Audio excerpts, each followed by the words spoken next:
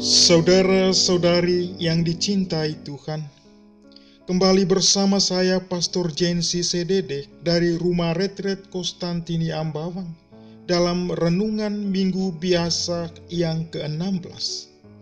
Dan sebagai sumber inspirasi, kita ambil dari Injil Matius bab 13 ayat 24-30. Sekali peristiwa, Yesus membentangkan suatu perumpamaan kepada orang banyak, katanya, "Hal kerajaan surga itu seumpama orang yang menaburkan benih baik di ladangnya. Tetapi pada waktu semua orang tidur, datanglah musuhnya, menaburkan benih lalang di antara gandum itu, lalu pergi. Ketika gandum itu tumbuh dan mulai berbulir, nampak jugalah lalang itu. Maka datanglah hamba-hamba Tuan ladang itu dan berkata kepadanya, 'Tuan, bukankah benih baik yang Tuan taburkan di ladang Tuan? Dari manakah lalang itu?' Jawab Tuan itu, 'Seorang musuh yang melakukannya.' Lalu berkatalah hamba-hamba itu, 'Maukah Tuan supaya kami pergi mencabuti lalang itu?' Tetapi ia berkata, 'Jangan. Sebab mungkin gandum itu ikut tercabut pada waktu kamu mencabuti lalangnya. Biarkanlah keduanya tumbuh bersama sampai waktu menuai tiba. Pada waktu itu, aku akan berkata kepada para penuai, kumpulkanlah dahulu lalang itu, dan ikatlah berkas-berkas untuk dibakar. Kemudian kumpulkanlah gandumnya ke dalam lumbungku.' Demikianlah Injil Tuhan. Terpujilah Kristus."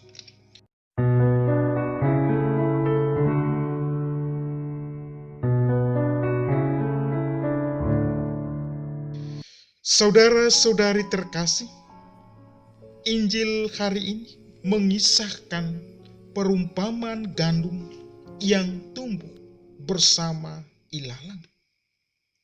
Murid-murid Yesus ingin supaya mencabut, menyingkirkan, memisahkan lalang itu dari antara gandum. Tetapi sang tuan pemilik kebun itu mengatakan tidak. Biarkan mereka tumbuh bersama-sama. Nah, para saudara dan saudari yang dikasihi oleh Tuhan, ternyata logika berpikir dan cara kerja Allah sangat berbeda dengan logika berpikir dan gaya bekerja manusia. Allah menginginkan membiarkan kebaikan dan kejahatan bertumbuh bersama.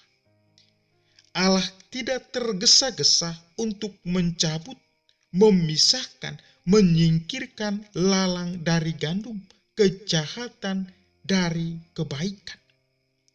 Allah membiarkan keduanya berjalan seiring.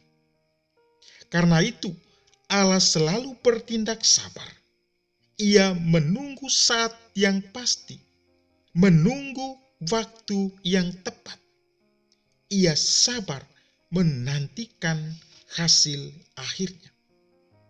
Sedangkan logika berpikir dan gaya bekerja manusia cenderung bertindak tergesa-gesa, bertindak gegabah, bahkan menempuh jalan pintas. Lalang di antara gandum maunya segera dicabut, tetapi bahayanya gandum ikut tercabut dari kehidupan, karena rupa dan bentuknya hampir sama. Nah, para saudara dan saudari terkasih, demikianlah kejahatan dan kebaikan saat ini hampir sulit dibedakan. Apalagi banyak di antara kita manusia yang suka gaya bermainnya pada ranah yang samar-samar, ranah yang kabur-kabur, ranah yang abu-abu. Maka seringkali kebaikan yang tampak hanyalah kejahatan yang terselubung.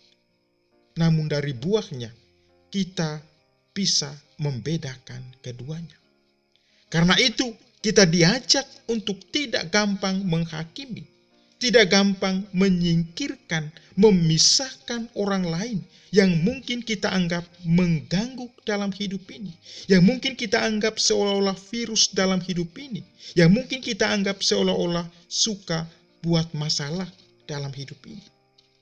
Karena seringkali dalam kehidupan ini, ketika ada orang yang berbuat salah, ketika ada saudara kita yang keliru dalam melakukan sebuah pekerjaan, seringkali kita menghakimi, bahkan menyingkirkan dari hadapan kita.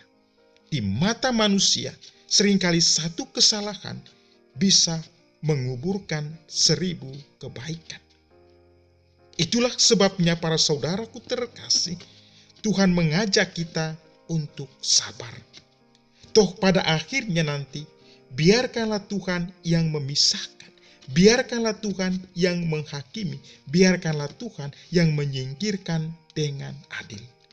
Tugas kita cukup bertumbuh dalam kebaikan sambil berusaha menjadi pribadi yang bisa melaksanakan kehendak Allah dan tidak menyingkirkan sesama bagaimanapun jahatnya dan bersalahnya terhadap kita di dalam kehidupan ini. Tuhan memberkati kita semua. Amin.